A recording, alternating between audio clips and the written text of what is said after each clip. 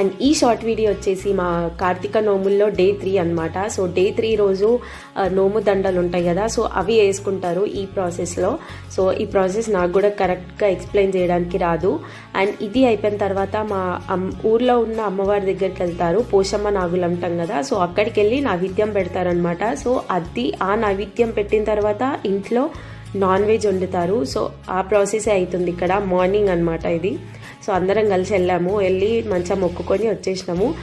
ఇంకా ఇంటికి వచ్చిన తర్వాత లంచ్కి వచ్చేసి నాన్ వెజ్ వండుతామన్నమాట. సో ఇందాక చెప్పాను కదా నాన్ వెజ్ కుక్ చేసామని.